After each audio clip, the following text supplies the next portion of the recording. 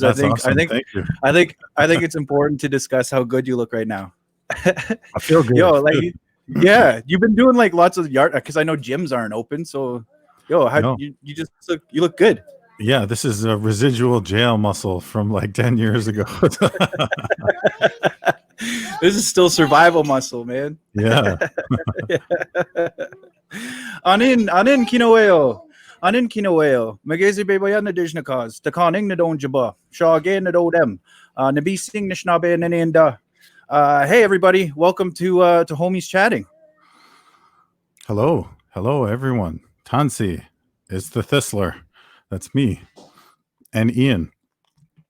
Welcome this week. It's July 10th, I believe. And yeah, it's good to see everybody. Yeah, it's really good to see you again, bro. Maybe it's the Canada Reads that's coming up that got you glowing or something. How do you feel about that? I feel a little conflicted, actually. It's yeah, I don't think I'll watch. It's I don't want to watch people rip apart my work, and that's my life, right? It's not like a piece of fiction. It's like I live that, and so like they're putting me. I didn't even think about that. Like, at all, like that whole like side of it. That's rough. That's cool. That's cool. Like it's my book's being defended by George Canyon. I wish him well. I think he's going to do really well with the material. But I've heard that they strategize and they vote off the strongest book first, usually, and that's usually the Indigenous contribution. And since there's two of us, I think they'll go for me first and then go that way. So I'm not going to be watching. I won't watch. But everybody else should. That's stressful at a whole other level. Like being up for awards is one thing, but having like people like argue like your life story, dude. Yeah, in public, you know, and like I know they're gonna get grimy and dirty, and that's just what they do. And so you let me know how it goes because I won't be watching. That's for sure. I'll watch for sure. Do you want me to live tweet?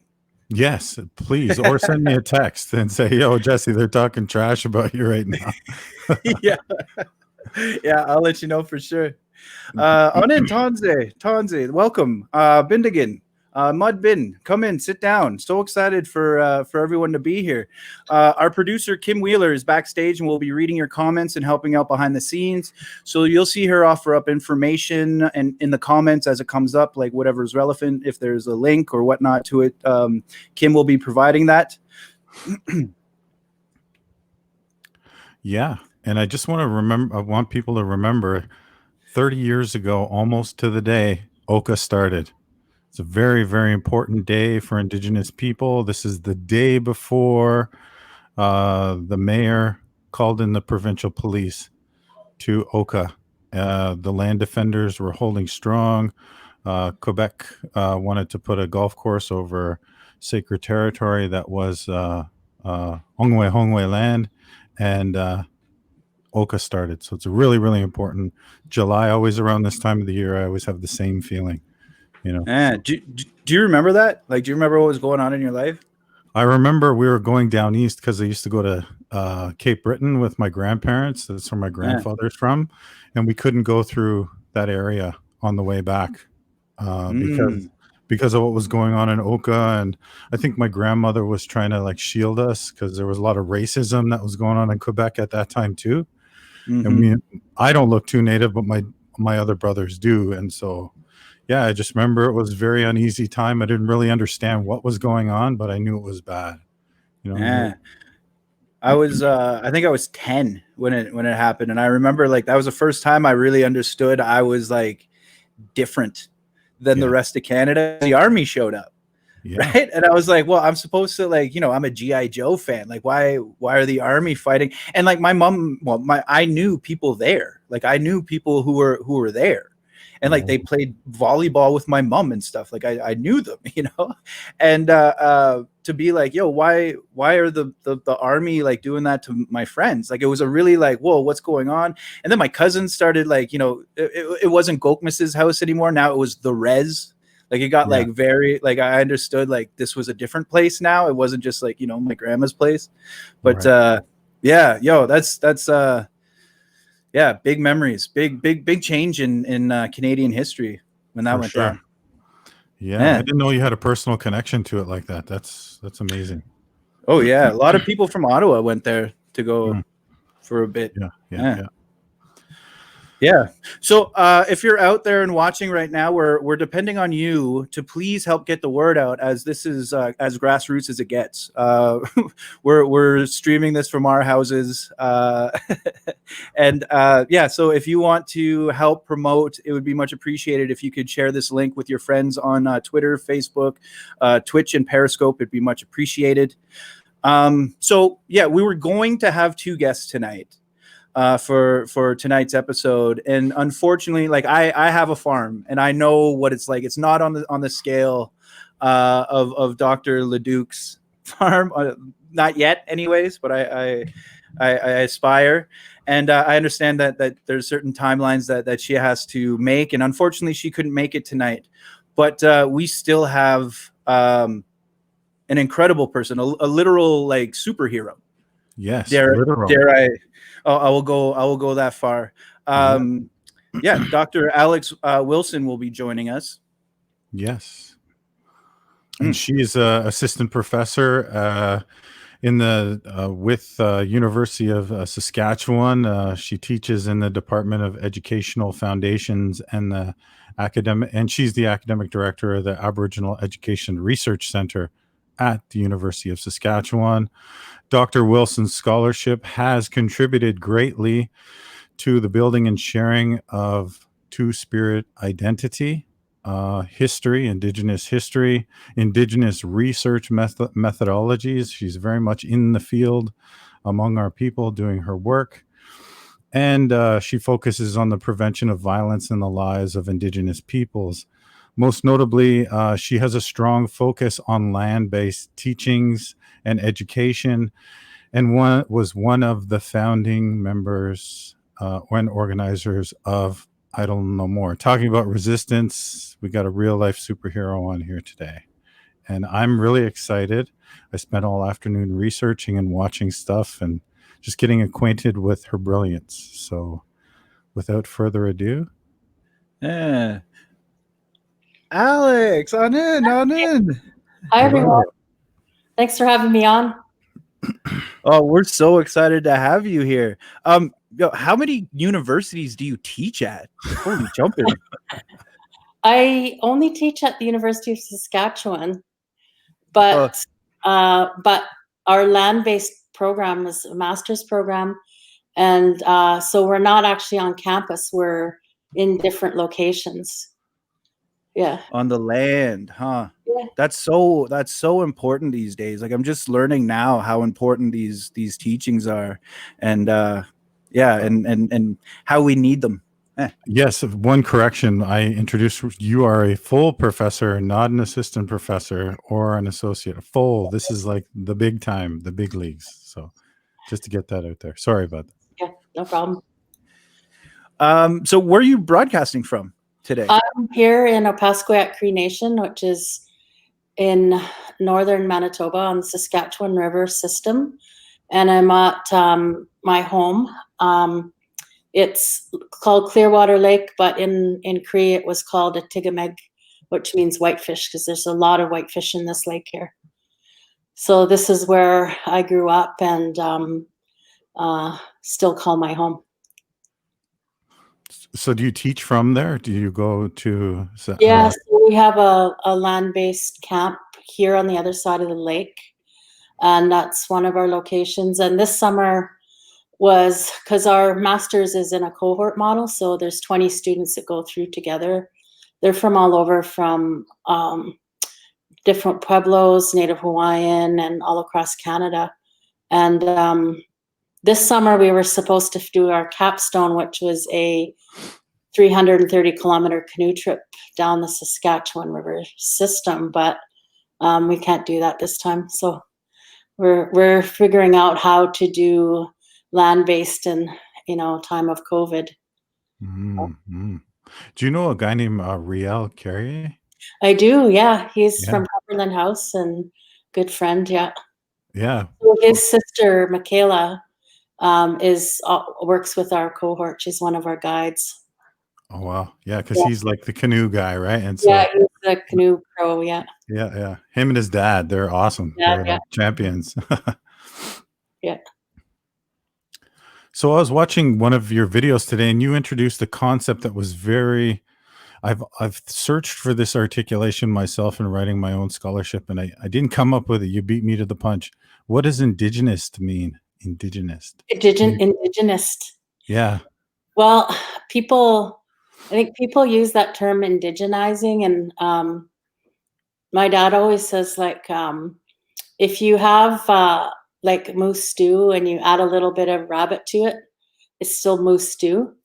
And you add a little more rabbit, no matter how much rabbit you add to it, it's still going to be moose stew. So that's kind of a parallel to like the mainstream education system and knowledge systems. So to me, indigenizing has meant just trying to add that rabbit to the moose stew. But indigenous would be starting with the kind of stew you actually want. So if we're talking about land-based education, it is like very contextual to the location. And so what is the knowledge that has emerged from that land over, not just 100, 200, but 10,000 or 20,000 years? So indigenous is a worldview that acknowledges and recognizes that connection to the land is not just like, we're here to work with the land, that it's actually a relation of ours. And then we move forward, like honoring and respecting that relation in different ways and learning from it as well. And there's a really interesting discussion going on Twitter and Twitch right now these days about specifically around the idea of the land back campaign. Yeah. And there's all these leftists who, understand. It seems like they understand it, but then when it comes to like indigenous sovereignty and custodial leadership on the land, all of a sudden they start calling it like we're advocating for an ethno state, or even like I've heard it like compared to like blood and soil, and it's like whoa, you guys think we're comparing like our land to resources, right? There's a way different thing when we discuss land back. That's not first, it's not comparing it to currency, like that's like decolonizing is I think what we're getting to. Can you speak on that and that idea of land back and what we actually mean versus like the way it's being taken? Yeah, well, I think when people say land, for Cree people at least, you have the word eski, but really it's in relation to all the cycles that exist. So there's water, there's, air, there's oxygen, there's rain, like all the different cycles that there's terminology for that animates life, including our connection to the cosmos and the wider universe. So when we say land back, it's not just like, a shovel of dirt or a plot of land. It's like that worldview that goes with it and the knowledge system as well. Because what's happened is a severing of land-based knowledge. And there's this term epistemicide that I think really captures it, because most of us have heard the term genocide, but that's, the decimation of our bodies and all the things that go with that, like our family structure, kinships, all that. But then epistemicide is when our knowledge systems have been severed. And so land back to me is repairing, not just repairing, but also finding those threads that still exist and honoring them and learning from them. So like, there's a lot of clear cutting up here. And just, a couple of years ago, seeing the pile of logs that came from the boreal forest here that are trees that have never been cut in that area. So we measured the pile, it was almost 1 kilometer long. And then the big question is, how does the next generation of trees learn to be trees, when that knowledge is severed?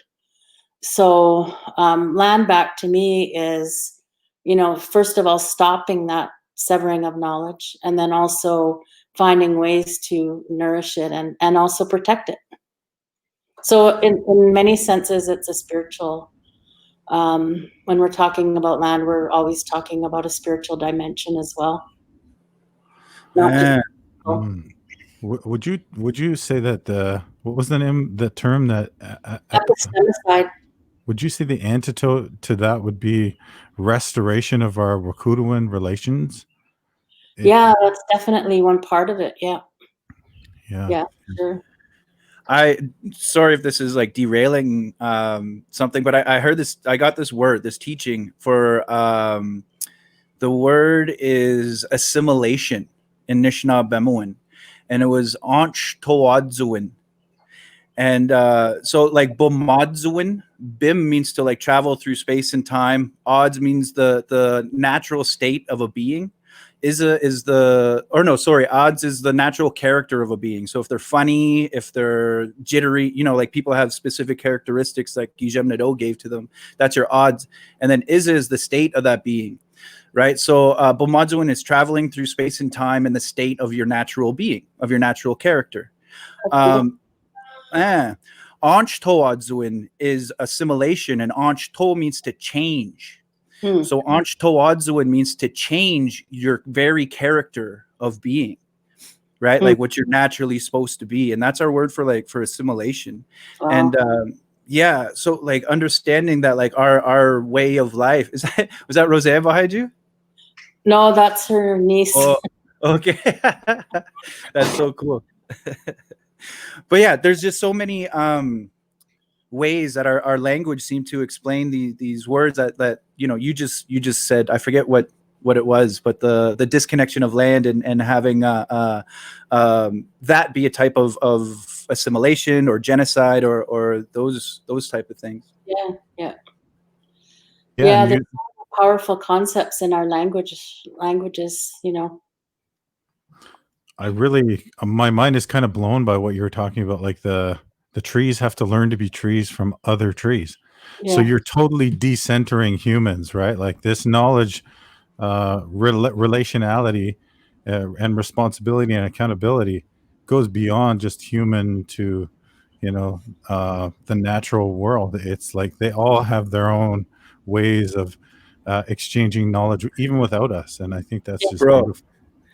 Bro, like somebody brought up how like when there's a tree and then there's all the saplings and like other trees like it, like those are all relations, right? They're all related. They're all from the same, like they're all family. And then you think about what a forest is, right? And how they get along. And it's just like we understood things in a way that I think it was supposed to be.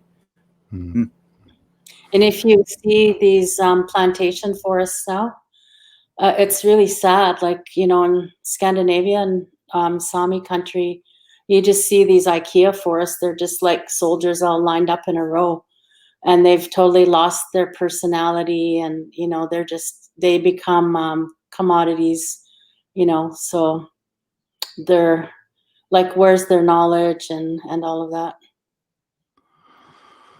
Yeah, it's interesting if you think through that lens, right? That it automatically makes you accountable to your relations. Like you can't just do like those soldier forests that you're talking about, right? Yeah, exactly. Yeah. And for around here, it's ironic because the wood from those trees that got chipped to, at the wood chipper, make special craft paper, SPK. But because it's old growth boreal, the fibers are longer and they're stronger. So they're highly desirable for certain products. And those products are pet food bags and bags for cement. So our wood gets chopped up and it gets sent to like Guatemala and then also to other places to make pet food bags. And yet here we have this big, huge housing crisis. Like in my own community, we're 800 units short on houses, and it is illegal to cut a tree down and build a house. And that one pile I was telling you about, there was enough wood in that pile to solve the housing crisis in northern Manitoba. So like colonial economics is all a part of this as well.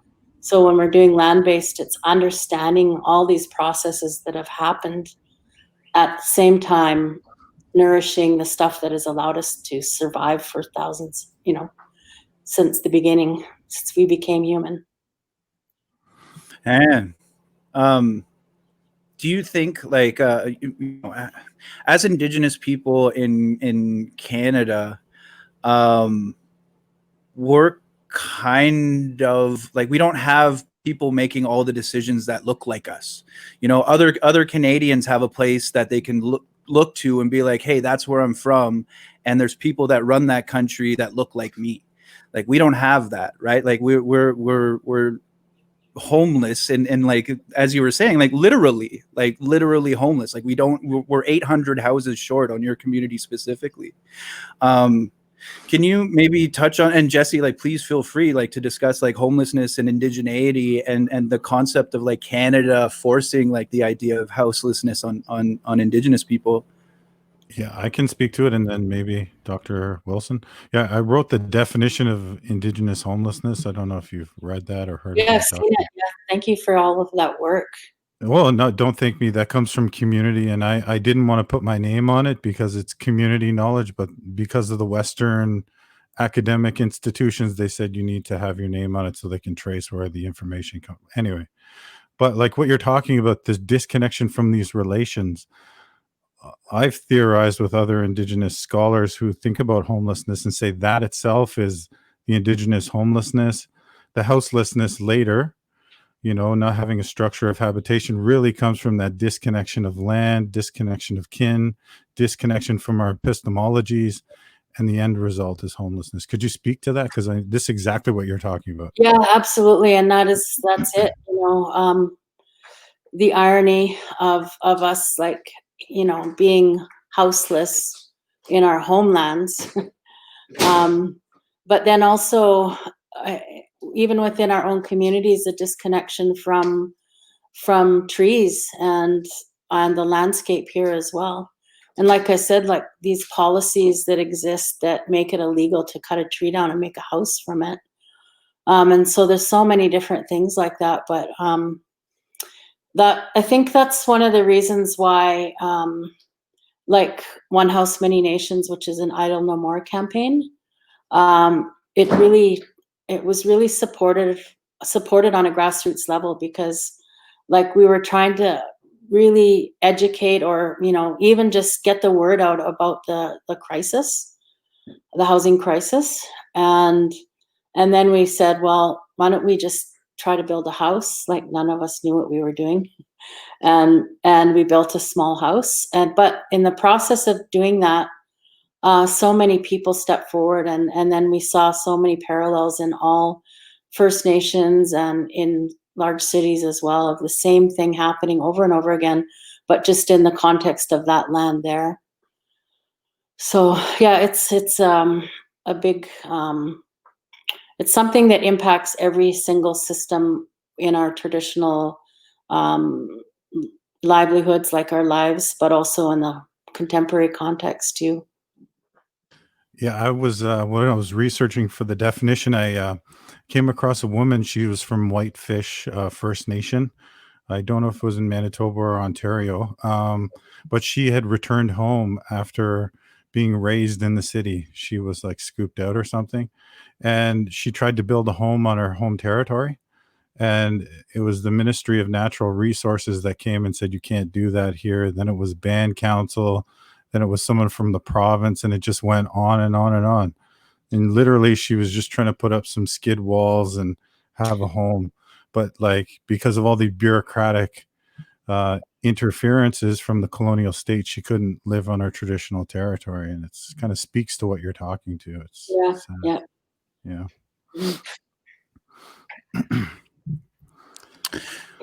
I want to touch on like academia and how like academia, because like straight up, like academia has always been deadly to Indigenous people, like colonial academia, right? And I want to touch on like how you're using academia, both of you, to essentially like decolonize academia, but by their rules. Like, I just think it's brilliant what you guys are doing. And then just for our guests, please share and get the word out there. If you can share this link, we're about to have some really big announcements, and we're about to have a really fun, amazing guest join us. So stick around and get the word out.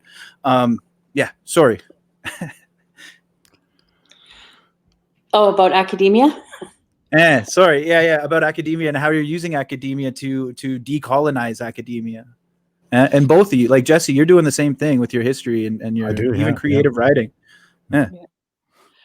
Yeah, it's a balancing act, that's for sure. And I think that I think a lot of us have found kind of cracks and ways to chisel away and hack the system, so to speak. Like an example is, maybe I won't give away any examples that I should not be doing or something. But yeah, it's a constant vigilance, trying to figure out ways to maintain your integrity and work within a system that often doesn't have integrity in terms of land and our relations with Indigenous communities all over. Yeah, I kind of relate to that. I came across an article by Eve Tuck a long time ago about Indigenous methodologies, and it states if you don't change the material circumstances of those that you research, then you're not really doing Indigenous methodologies. So every time I go in the field, I try to make sure that I'm changing the material circumstances, the elders I work with, and that means that I do I do free carpentry for them. So I'll build a ramp for the elder, or I'll fix their roof or something that I leave behind, because they don't really care about the paper that I'm writing. They want to see real change in their community. So I always try to do that, you know. Another, I think you're doing a guest lecture for Making the Shift next week. Wow. How do you know that? Not too many people know that. Because I got the invitation. Yes, with Dr. Stephen Cates. Yeah. Grant project right now. So we're working with 4 different nations: Opaskwayak Cree Nation, Big River in Saskatchewan, Broken Head, and then Yellowknife. And it's to interventions for youth homelessness. But technically, you couldn't write the proposal to build houses as an intervention to homelessness. So, but that's what actually we're doing. We're designing and going to build houses. So there are ways to kind of get to that by figuring out this language that's often coded. And I think that's one of the hardest things, and one of the reasons why not many Indigenous people get these big $1 million grants, you know. In fact, it's usually white scholars doing work with Indigenous communities or on Indigenous communities. And, you know, because they have that language, they've always had it, you know, it was written by them, so they know. So it's really important to kind of decode it, you know, and figure out ways that you can continue to do what you need to do within that structure. Yeah, I think that's such an important point that you're making, because a lot of these $1 million grant writers, they're professional grant writers, Yeah. and they've been doing this. They have a department for grant writing. So the little Mama Way or Native Men's Residents in Toronto, they don't have those professional grant writers to access that money, even though they understand the problem much better than those bigger orgs. It's just they don't have the capacity or literacy. Yeah, absolutely. I've seen that over and over. Yeah.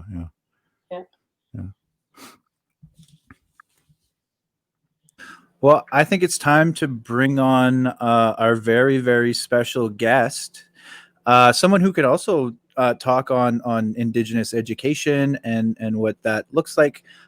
Say hello to Tanya Talaga. Hello. On in, Tanya. Oh. On in. Good to see you all. Yeah. A surprise. So, how are you? I'm good. I spent, though, I got to tell you, I asked this question on Twitter, and I'm going to talk about Dr. Wilson. I'm so happy to see you and to talk, because I was just listening, and I've got so many questions about what you were saying. And I love watching the people walking by in the background. Yeah. It's like your family going in and up. Yeah, I'm good today. You know, I'm good. I spent about 2.5 hours, though, on hold on Indigenous Services Canada, the phone number. Like, You know, it's crazy. All of the offices are shut, like all of them. You know, like, okay, we can open Starbucks, but we can't open ISC offices. Little weird. And then when you go on hold, like I swear I spent all morning on hold. It was driving me bananas because you have to listen to the music too that they've got. And it's this crazy flute music. I mean, like, really, somebody needs to talk to those people and tell them to change their music, at least. If you're dealing with a whole bunch of Indians calling in, why are we listening to this? Is it like native, like pan flute, or is it like a flautist? Like, it's the faux pan flute. You know, that faux stuff that was really popular about, I don't know, 30 years ago? It was just like horrible. It was in like Dances with Wolves and stuff. It was just like that kind of music. I'm telling you, it's not good. Not good. But anyway, I just wanted to say, Dr. Alex Wilson, I'm a fan of all of your work. You know, it's amazing. And I was just thinking too about what you're talking about with the trees and how come we can't build houses in our communities. And I was remembering this story that I did when I was writing a column at the Star. A friend of mine, his name is Mike McKay. And he's the housing expert in Treaty Number 9, Treaty Number 5 areas. He works for Anishinaabe Nation. I don't know, Alex, do you know him at all? I think I met him once, yeah. Yeah, I mean, like his big thing is housing, because a lot of the communities, you know, in the north, I mean, the houses there's mold. In one community, Cat Lake, there's like, I think like 75% of the houses need to be replaced. And one of the things that Mike was telling me that I always think about is that we used to have sawmills in the north. Yeah. Our own people had sawmills and we used to build our own houses, you know, and I think of where my mom was raised. My mom was raised in a house that was built on the land, you know, and why can't we do that? But there are all of these rules and regulations, right, that stop that. And surely that can be fixed or changed.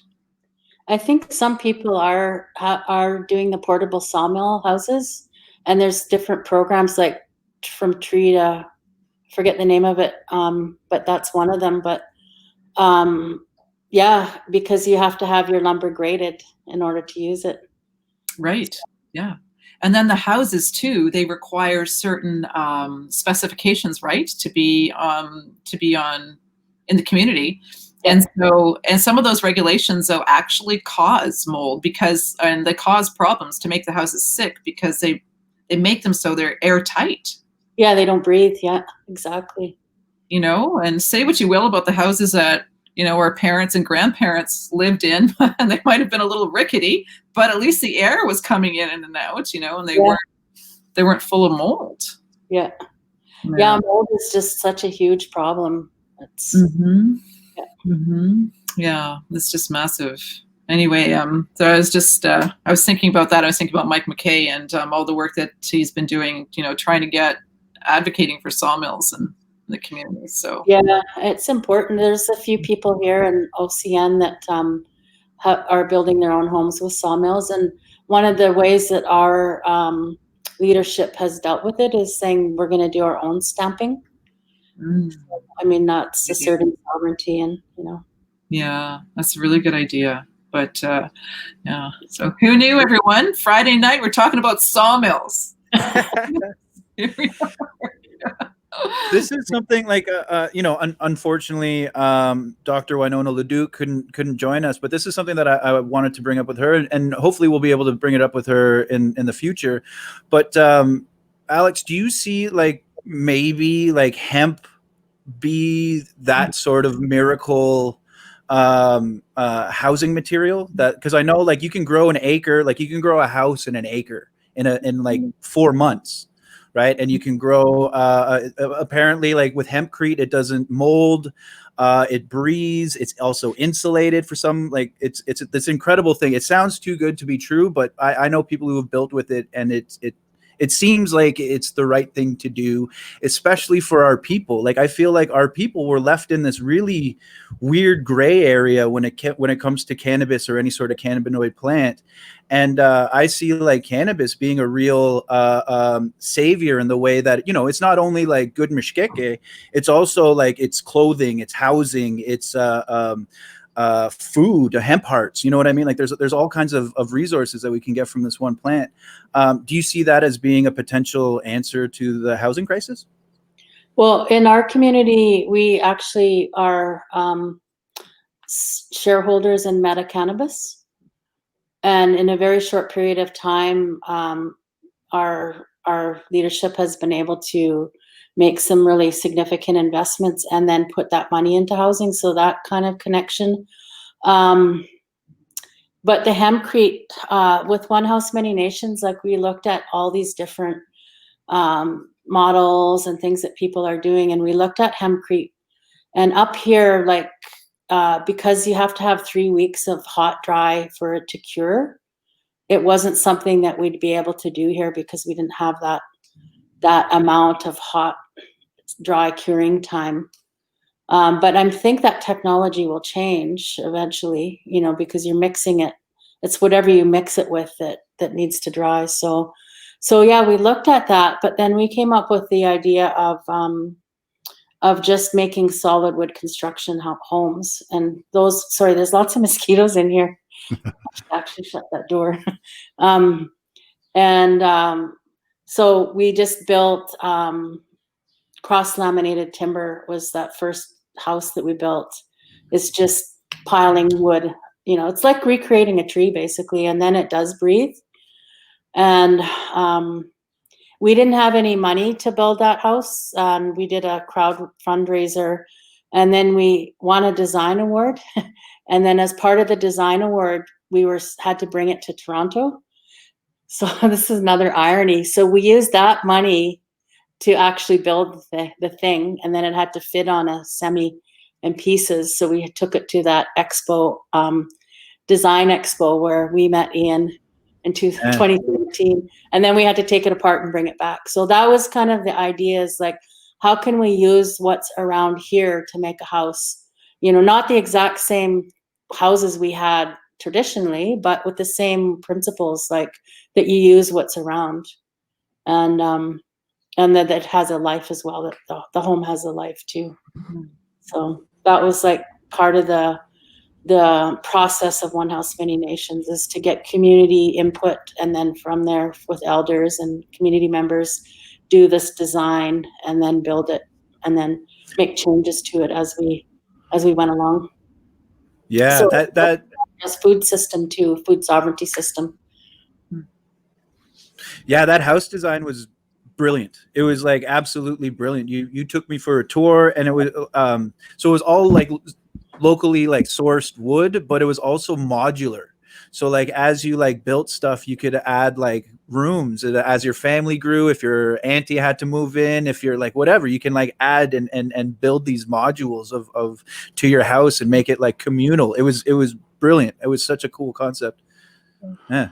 Can I ask the dimensions of that house? Like you said, you transported. How big is it? How big was it? I can't remember the exact square footage, but there was 3 shapes. So there was a rectangle. It was probably 10 by 12, maybe. And then there was a square, which is the bedroom.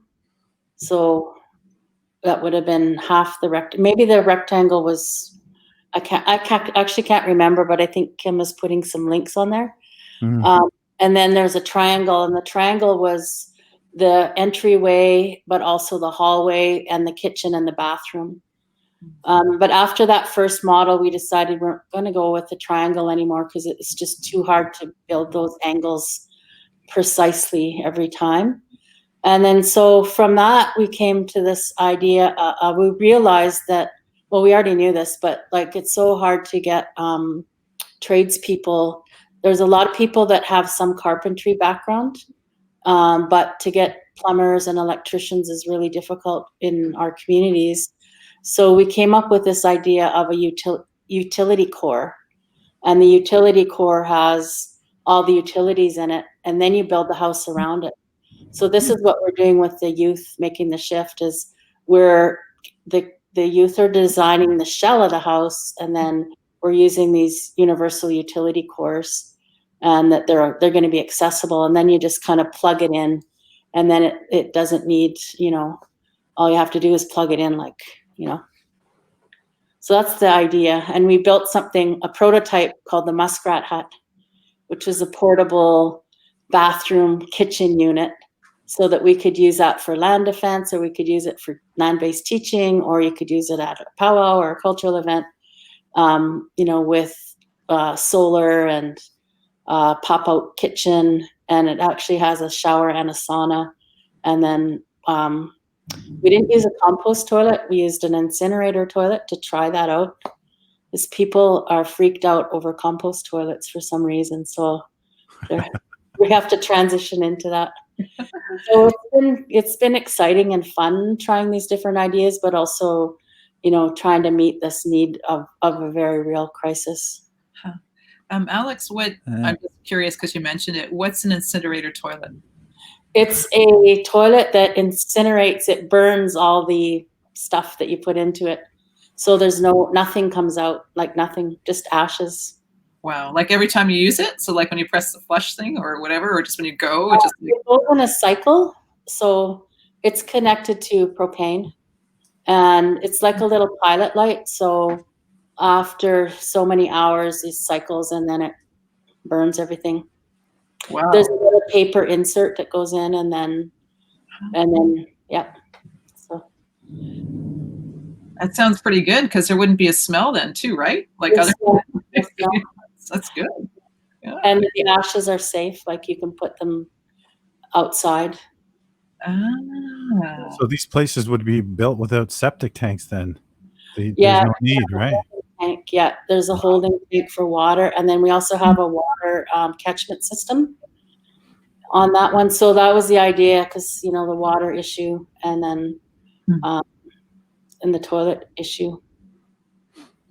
And a lot of communities, like, you know, people that don't have homes, they're not allowed to use bathrooms anywhere. And it's just so inhumane. So that was another one of our ideas, is like, well, use this so people can have a bathroom to use. And it's made of wood. It's all wood. You said that the youth are also like making the designs for the, or youth are making the designs. How important is that? You know, how important is it to teach our youth those skills of, this is how you build a house, and how do they seem? I mean, it must be so building confidence for everyone to be doing that too, right? It's important. Yeah, it's exciting because, you know, they're making little models and then creating their own designs. And for the Making the Shift project, we haven't started with, we don't have our ethics yet. So we're just kind of doing tutorials on the program. It's called SketchUp. It's free, and it's kind of fun to design things on that. So I'm learning along too. But there's a really, really great network of Indigenous architects and designers. I think there's only 19 in Canada, but a lot of them are working with us on One House, Many Nations. So it's been really, oh man, they're just amazing people to learn from. And I think that that's another element, like, because I don't think many people in our community think of architecture as an option, as a career or design. And so that's kind of opening that door up as well. That's amazing. There's only 19 Indigenous architects. Oh yeah, I think that's what it is. Yeah. Wow. You know, but you know, when you see the buildings that our people do, I mean, it just blow your mind. You know, every time I look at Douglas Cardinal's buildings, and you know, they're so easy to see. They're round, right? Because that spirit of, well, we don't have rooms with corners, right? You know, when we think of traditionally, everything was round, so everyone would be together and everyone's in the circle. Everyone's belonging, you know. Yeah, it's amazing. Yeah. We need more out there. Yeah. Absolutely. There's some good comments and questions going on in the look at this one. Alex, thank you for being such a brilliant force of justice for the sake of our people. How? I agree. Also, Alex, somebody, I don't know if it's in the comments, but they were asking what one of those houses would cost. Well, because they're all prototypes right now, you know, we're trying, like, cost is one of the things, we're trying to get them under $40,000. Wow. Yeah. Whoa. We're working with a high school in Saskatchewan, and our budget for that one is $25,000. So we'll see. That's amazing, considering how much it costs Indigenous Services Canada to move a house, right? Yeah. Like $155,000 is the average up here for a house. 155,000. So that's like three and a half houses, right? Yeah. That's wow, amazing.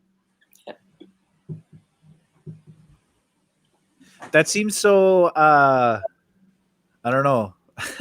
Like, if you can make it for 25,000, like, why aren't we investing in that and figuring that out? You know, instead of like, hey, let's ship it for 150,000. Like, it just seems so backwards. Yeah. Can I ask, like, are they designed for single families, or because they're modular as families grow, do they just add on, and then is that how it works? Or that was the idea for that one that went to Toronto, is that it was modular and you could add on. So that was designed and built. The people that helped design it live in it now. There's 2 of them living in there. And then, like, we have a large population of young men that don't have homes here. So, like, that may be like a target group. But these shell houses, I think we can make a little bit bigger. And Opaskwayak got an innovation grant to look more closely at our utility core idea. And so they're doing designing a duplex right now, working on that with that utility core in it, so that whoever can go and service it without going into the person's house. So they just service the utility core. So a lot of this is all kind of research phase right now. And I think in about 5 years, we'll kind of have these ideas that have come together and, you know, have a better idea of what's working, what's not working. I hope you do this in urban settings. Like, I can just picture it in my mind, like place like Toronto need this. This is really a valuable thing that you're doing. Yeah, there's a group in Toronto called Iris, and we've been working with them, and they said, like, we'd like to learn from what First Nations are doing. And it's like, wow, no one ever asks us that. It's usually like, what's the city doing and how can we adapt it to up here, right? And so it was the opposite. So we went and just did a workshop and just getting to know them. And so we've been working closely with a few people there. And then Iris also has a group in Winnipeg. So talking with them, because they are doing a housing for women. It's not a women's shelter, but it's housing for vulnerable women, marginalized women, immigrant, refugee, LGBTQ, and women with intellectual disabilities. Yeah. It'd be so great if our whole cities could change the way they are structured too, though, right? You know, I remember I had the opportunity to speak to all of the city planners for Toronto, and they asked me what I thought about the city. And I never felt like I belonged in my own city. You know, I was born and raised here, but still it never spoke to me, right? You know, like I remember I would go on, there's the Anishinaabe Health Clinic. That was the only place in Toronto I would go, like, hey, look at that. You know, there's like a little piece of us. Or just like sometimes if you would catch like a side of a building, you'd see some art that some of our people had done. But, you know, the just erasure of who was here is just so hard to see. And I would, I hope that that changes, that more city planners ask for our input on things. Like, how do you feel when you go into a city, Alex, and you see what you see? Yeah, it's I don't know. I always want to get back home after I've been in the city, and I was in Toronto for a year last year at the Jacobin Humanities Institute. Mm-hmm. And so I never thought I would live in like Toronto. So I really appreciated the opportunity to kind of see what life was like there. And yeah, I totally get what you're saying is like, why don't they just ask you, why don't they ask the people who have always lived there, how to design the city and what the needs are, but it is always really heartening to see at least a little glimpse of something that connects to you, connects to you in some way, Yeah. whether it is art or a shape somewhere or a tree or whatever. Mm-hmm. Alex, I wanted to ask you about the work and research that you do with Two-Spirit and queer identity amongst Indigenous people. You have like one thing specifically about queering up the classroom, I believe is what it's called. Can you touch on that a bit?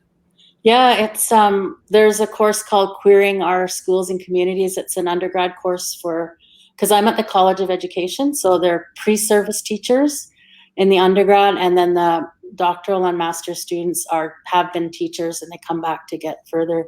So there's Queering Our Schools and Communities, and then there's Queering Indigenous Land-Based Ed, which is the one I'm supposed to be teaching this summer. So it's really queering it because we're not even going to be together, but that came out of kind of a necessity and requests from community members, because there's so many land-based programs happening everywhere now. It's kind of become a catchphrase even. And there's a bit of a variation in what people understand land-based education to mean. But in some instances, unfortunately, they're just replicating the colonial education system and kind of taking it in a camp mode or outside, which is okay. I mean, because you're getting people outside, but at the same time, it's missing the it's marginalizing the same language. Yeah, it's missing the language, and it's marginalizing the same groups of people, so that it's often women or Two-Spirit or queer people that are not fully able to participate as anybody else would. So you're not getting the same level of education, but also you're not getting to be fully human. So queering is acknowledging that, but also queering, the verb queer and the noun queer, it's doing both. But it's like turning things around. And so for me, that's meant kind of doing some more investigation and talking to elders and others about some of our cosmology, like how do we fit into this universe, and looking at those stories and narratives and saying, okay, well, when English changed this story into a character into a male, like we can undo that too. So like our Wisagijak character, when they retell that story, or paintings and stuff, it's often presented as a male, but yet really it's an energy, so it can be a tree or any kind of gender. And because the suicide rates are still extremely high for Two-Spirit youth, in 20 or 30 years since I've been doing that work, I don't think the suicide rates have gone down. So it really is a life or death issue. So courses like that, I think, are so important. Even to use the word queer, for some people it's really uncomfortable, but imagine for those that fit that identity, that we have to deal with that every day. So it's looking at all the different forms of oppression and how they intersect, and it's just natural, like that. If when you start doing land-based education, those things just unravel easily, because there's so many examples in nature that don't fit a gender binary, for example. Absolutely. I have my oldest is, I have a trans son, and you know, one of the first things in his coming out was, you know, pronouns, and I was learning language at the time and was able to explain that in Anishinaabe there are no gendered pronouns. There's only like the autonomy of the being, and like, you know, when we talk about a third person, it's always they them. There is no he she. And when I'm talking to you, like there's a pronoun for you and a pronoun for they them, and that's it. Like, it's not gendered. It's the binaries between animate and inanimate. And you know, he really enjoyed that. Is the pronoun thing, like, you know, when this was a few years ago, so his the kids in his class, when he came out as non-binary, and the kids at school seemed to say, like, hey, that doesn't exist. Like, you have to be, like, they were okay with him being trans, but the idea of like non-binary was like this concept that they couldn't really wrap their heads around. So you know, I can't speak for you know, his reasoning and why he identifies as he does, but I just saw how he was coming up and how he was being treated, and he changed his pronouns. So I know pronouns were really important in his understanding and his identity, and being able to like show in Anishinaabe it was like this. It was you know, a really powerful thing. So I can't tell you how much I appreciate that work specifically, Alex, and what you're doing with like you know, helping kids, like my kids, learn about their traditions in a way that's that reflects them. You know, like, I didn't even have that as a cisgendered Indigenous kid. Like, I'm just so excited for the next generation. And yeah, miigwech for your work. Yeah, so that is one thing I think that has changed, is that there's way more awareness now, and people don't have to be so isolated anymore. So that's one of the benefits of social networking. But I like to use the term coming in rather than coming out. So coming in is like, that was the title of the doctoral dissertation, and it's like creating, you know, sometimes we have to create our own family and community structure, right? So for Two-Spirit, it's individual identity, but it's also a social movement and a group identity. And I find that to be really affirming and helpful, because coming out is like, you have to step out and, you know, you're on your own there. Yeah, and being invited in. Yeah. Together. So yeah. Yeah, that's beautiful. That's a beautiful way of putting it. Huh. Can I ask a question? Like, within these programs, right? Like, we have in some instances, I guess, infiltration of toxic masculinity that come from different Western sources. How do you guard against that and keep people within these courses safe, you know, and within, you know, within the circle, as you say? We have to use our birch bark bracelets. Block them. I don't know. It's a hard one. Like, you know, sometimes I get hate mail. I had a letter put in my mailbox at work, and then even this semester I had a student in their final essay say they don't believe in gay people. Like, they don't believe they exist. So but I think it's, the only thing is just to keep going. That's you know, and identify when it's happening. But I'm not on Twitter, and I use Facebook mostly, so I'm really careful to take breaks, because the toxic masculinity can become really overwhelming, and it kind of can subsume you. So and even like organizing with other people from I Don't Know More, it's like we have to remind each other, like, to take a step back now and again, just to let the others kind of do the work. You know, I don't know, since I wasn't at the beginning of the talk with you, Alex, I didn't get a chance to thank you, actually, myself, for all of the work that you've done for all of us. You know, you guys really paved the way with Idle No More. You know, you and Tanya Capo, like, I'm very honored to be talking with you, because I started off as a journalist in the late 1990s, and it wasn't until social media, it wasn't until Idle No More came and the TRC that things changed.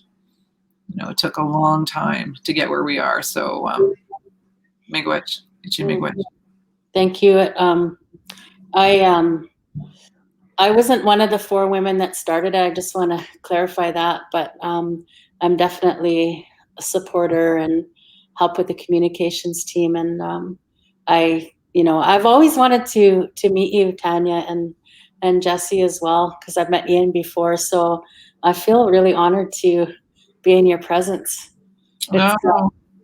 Well, I'm fangirling over here because I know your work, and I just I spent all afternoon watching you, so thank you. And I was reading on you while I was on hold.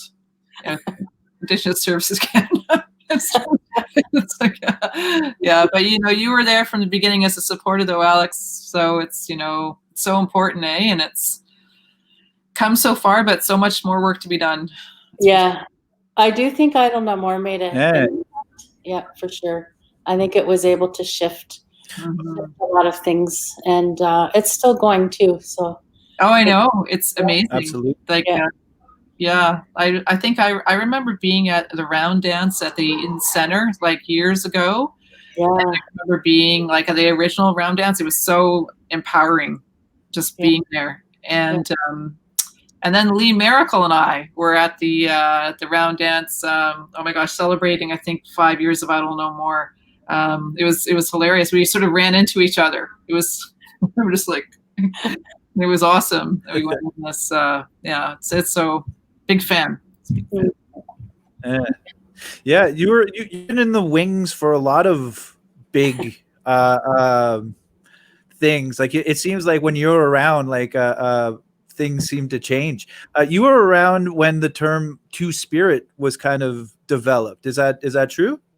Yeah, I was around. I wasn't at the actual moment, but definitely part of the community in Winnipeg, because it came out of there. Like Myra Laramie, who's an elder now, who obviously was younger then, in the early 1990s, had a vision to start using that term. And I've been friends with her and talked to her about that over the years. And I think the term is really important. And it changes a little bit. The youth are kind of saying, well, we're kind of changing what it might mean. So that's good too, because it's got a life of its own. Yeah, could you maybe just like break down what the original, just a little bit of maybe a historiography of what the meaning has been over time? Because I know it to mean one thing, and I've heard other people say, and I'm not sure. I know we were having a discussion last week on Facebook, because some people were saying it meant one thing and others are saying another. But like in the 1960s, early, even starting in the 1930s, a lot of non-native anthropologists were like really mesmerized with this idea that in Indigenous nations in North America, like there was like some that were non-binary, and then also a lot of gay seeming men. And they used the term berdache.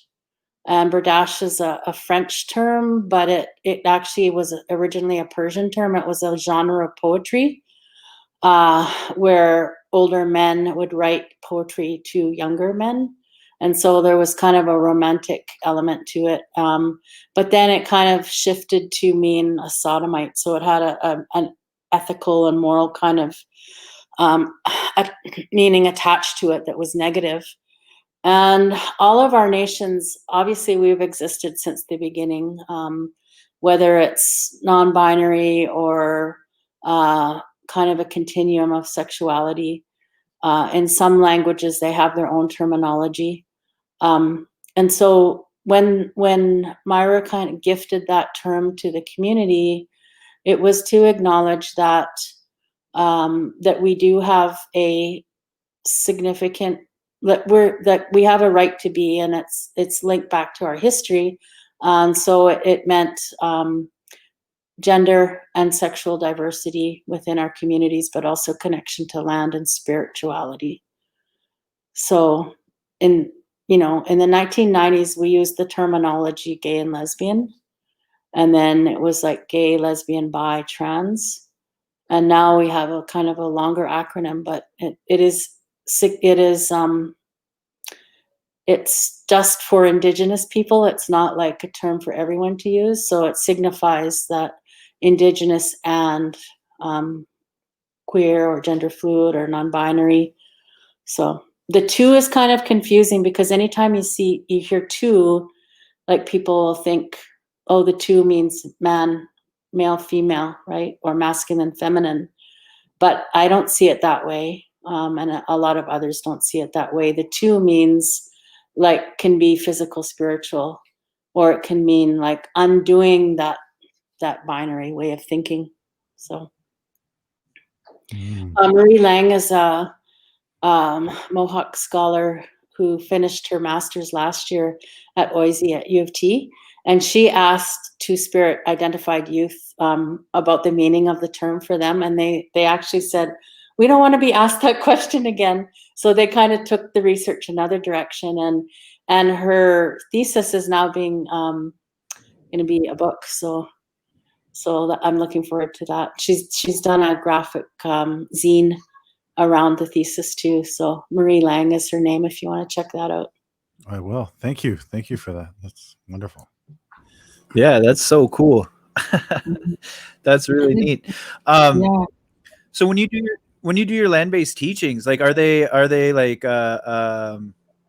you were mentioning Nanabojo, like he is called a man in our stories, but I feel like that's anglicized again. Like they wouldn't say him. They wouldn't say like it would be Ween. It would be like that person, right? That animate being. It wouldn't be a he or she. It wouldn't be, and they did that with Guillem Nadeau also, right? Like the Geechee Manitou, like they always refer to like the benevolent mystery as a he, and it's like how we don't know what it is. Like it's a mystery. That's why we call it the benevolent mystery. It gives to us in this beautiful way, and you're trying to like define their gender. Like how could you? How could that? It wouldn't be that big of a mystery, that right? Like it's just so. I feel like when you anglicize our language, that's when a lot of these gender binaries seem to be forced on these stories and whatnot. Yeah, I just think it's brilliant to be able to tell these stories outside of these ideas of gender binary and sexuality and very Christianized, right? Because most of the history that I'm learning right now is from the Jesuits. And the way that they like describe our there's a great passage, I read it often online and when I'm streaming, but it's a passage of a Jesuit who was hanging out with the Hurons and was invited to a Nipissing Feast of the Dead.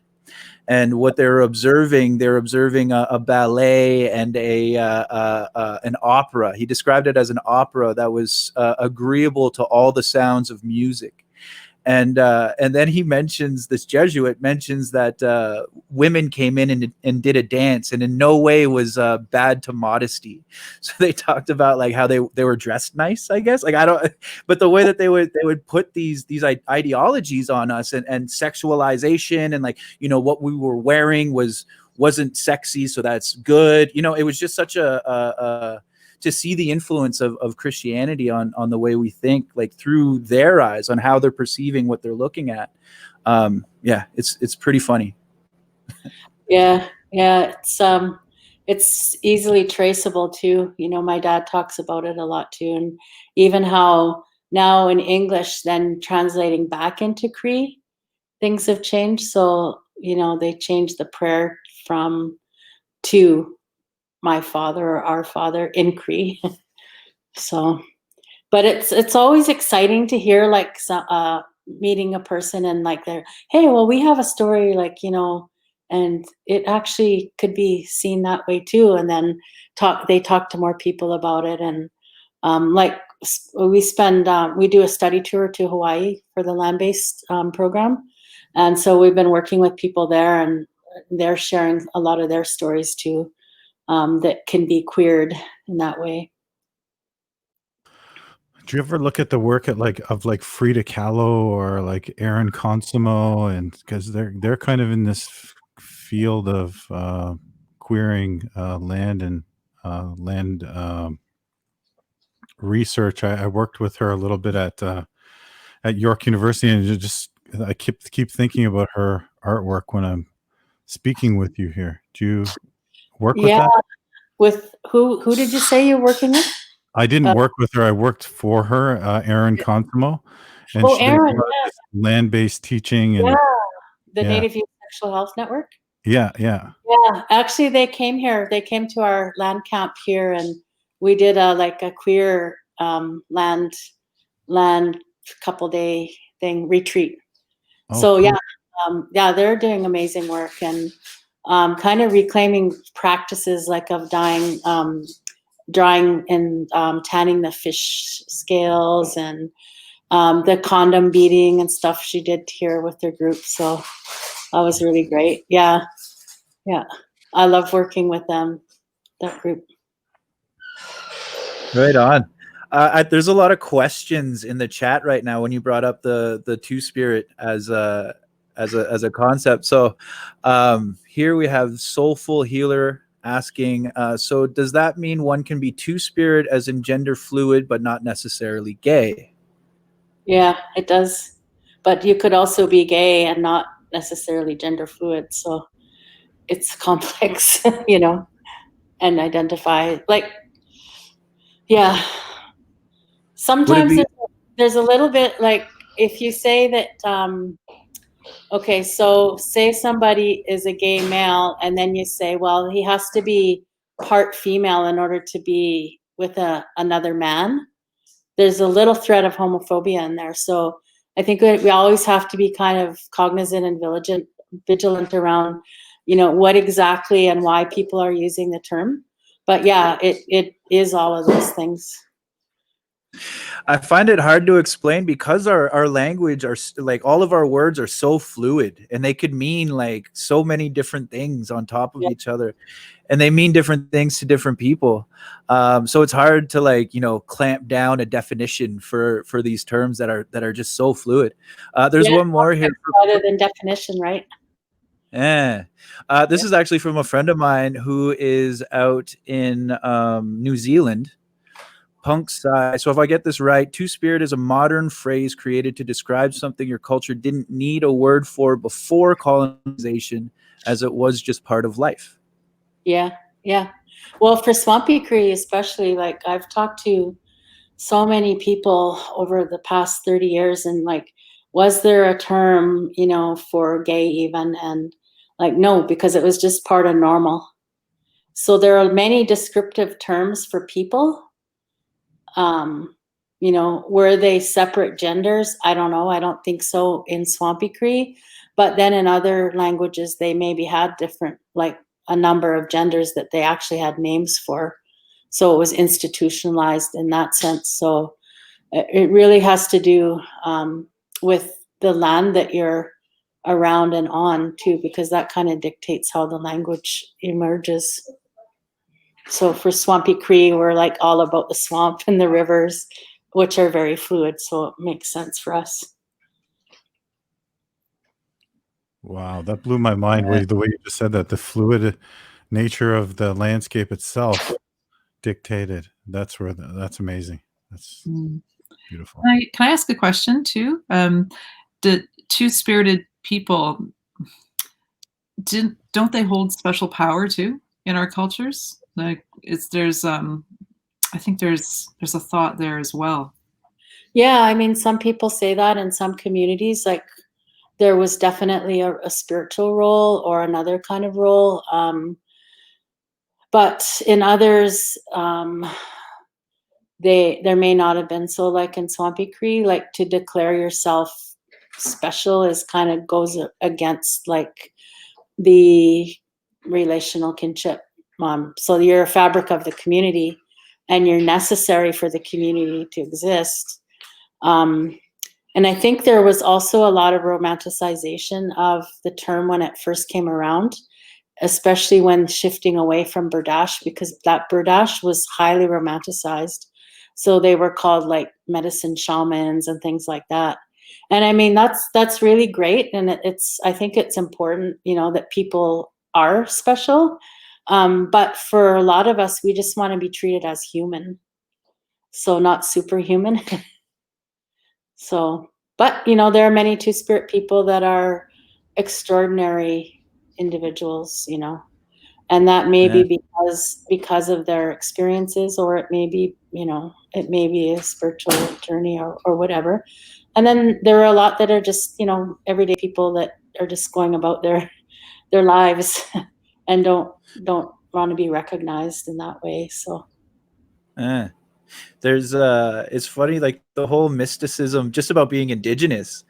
I find it so funny, like, settlers would show up and whatever they had wrong with them, we'd like look around and find a leaf and give it to them and it'd fix it right away, right? Like if they had a really sore tummy, we'd look around, grab a leaf and give it to them, and then they'd be like, wow, that was magic. And it's like, no, we use the like fix your stomach plant, like that's what it's called in my language. We the soothing the stomach plant, and that's what I gave you, and that's why your stomach is better. And they're like, whoa, these mystical, like they're magic, they're such magical mystical sorcerers.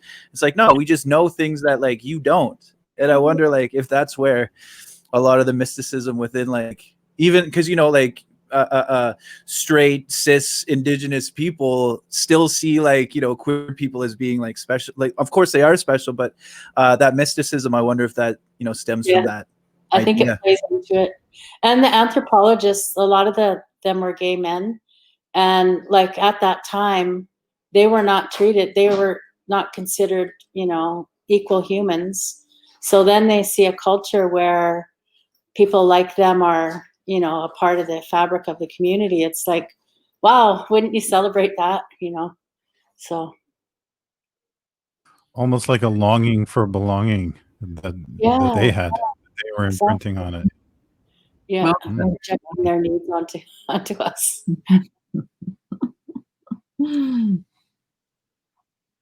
Well, Alex, you've been so kind with your time. I'm going to start wrapping this up and see if there's any quick questions out there. If you have anything you want to ask Dr. Wilson, holler. We'll try and get it out as quickly as we can. Maybe this is a good time to announce. We have some big announcements coming up, and there's actually some I got to find this comment. Tanya should be a host. She asks the best questions. 25 years of journalism. That's all I'm going to say. But go ahead. And tonight we're going to announce that we're starting a new Homies Chatting episode on Sundays. And Jesse's schedule is extremely busy. As we all know, he's an extremely famous writer, carrying the Indigenous people on his back as a major figure of pop culture and the way we live. So Jesse has a lot of time, and he can't do more than one of these episodes a week. So Tanya decided to jump in, and we're going to do Sunday morning editions at 10 a.m. And we're going to do like Indigenous perspectives on news and what's going on in the news. And we're going to have guests on, and we're going to have other journalists, and we're going to try and pick apart news stories and media from an Indigenous perspective. That's going to start this Sunday, 10 a.m. on all the Homies Chatting. We're gonna piggyback on this great show that this amazing fan base has been following for the months of quarantine. Can't thank you enough for all of this. But really excited to be here and do this. Jesse, I think you might have a small announcement as well. It's pretty big, actually. So a lot of hard work has gone in by a lot of really good people that have been dedicated to Homies Chatting. But like everything, every good work, we need funding, right, to keep the ship running. And so we're going to launch a Patreon account so that people can make donations so that we can pay our producers, graphic designers. I'm not taking a cut because I'm under contract. I'm just here as a host. But other people who need to keep the ship running will get paid, and they should. And we decided to go this route because it's a community-based show. And what better way to connect directly with the community? And I don't know if we're still doing that donation thing. Are we doing that, Ian, or no? Do you know? Yeah, I think we are. I think it's getting set up still, but yeah, that's another way to support. Yeah, we're going to take some of those donations and give it to orgs, Indigenous orgs that are doing the good work in the field too. Right. And so in that way, we're redistributing, and that's part of our reciprocal responsibility to community. And so, watch for, we're going to be having a Patreon account if they're going to get that up and running hopefully by tomorrow. And as we said, we're not taking a cut of that at all. Like, this all goes towards our producers and the people that you don't see behind the scenes that are putting this together. And I got to say that we're totally excited about Sunday, because we're sitting around, talking on our usual Tuesday chats. We have these great chats on Tuesdays. We're all sort of on Zoom, and we were sitting there going on about how we need a news talk show and how we see the news differently than most other people, about what we want to talk about and what we think is really important over other news stories. So that was kind of the genesis too of what's behind our Sunday edition. So not like other Sunday editions that have been on the radio and on TV, but this is our own Sunday edition. Yes. Yeah, that's right. Leah Arcand has this is her message here. Alex, cats or dogs? Dogs. Hey, Leah, how are you? Hey, Leah. Dogs. I'll throw cats all the way. Have you been around res dogs, Jesse? I did when I went to Saskatchewan, and I was terrified. So yes, I have. Yeah, they're scary. They're awesome. That's a real... I love res dogs. They've got a mind of their own collective conscious, I think, When I was a kid, it was like a pack. They would run in a pack on my community, and when you pulled in, they would all chase your car. It was kind of scary as a kid, but they didn't attack anybody or hurt anyone. I just remember being intimidated by like a pack of dogs. Well, I think that's it. That was great. I had a lot of fun. Apchi Miigwech, Alex, thank you so much, Dr. Wilson, for joining us. This was such a fun, amazing talk. You've done so many incredible things. Like we're just so lucky to have you as a guest. Yeah, you're so awesome. I always feel like I learned so much on Homies Chatting, and Gitcha Miigwech for your time and everything that you do for our people. Yeah. Thank you, Dr. Wilson. I will always be forever envious of your Harvard degrees. So, great. Thanks, everyone. Is there anything that you want to plug or discuss or talk about before we wrap up? Oh, Sunday, 10 a.m. Don't forget, Sunday, 10 a.m. on all your home stations. And Kim's yelling at us to say next Friday's show. Ian. Oh, yeah. Oh, next Friday's show. I got to look at my notes. Friday. Who's next Friday, Kim? Next week, we're going to have a media panel on Indigenous journalism and diversity in media. So join us next Friday, July 17th. There you go. Dr. Wilson, is there anything that you want to plug or get out quick about your work or your social media or anything? I think people, if you want to check out One House, Many Nations on Facebook, check that out. And that's about it. If you're interested in the land-based program, that's University of Saskatchewan, the land-based education, you can find info there. We also have a Facebook page called the Indigenous Jedi Academy. And I send me a Facebook message or an email at work. You can just Google me at University of Saskatchewan if you have questions. So thanks so much to all of you, and I'll tune in Sundays for sure. We'll have you on. You're gonna come hang out. That's Okay, right. Bomo. Incinerator. Thank you all for watching. Take care. We'll see you soon. See you Sunday. See you Sunday. Bye-bye.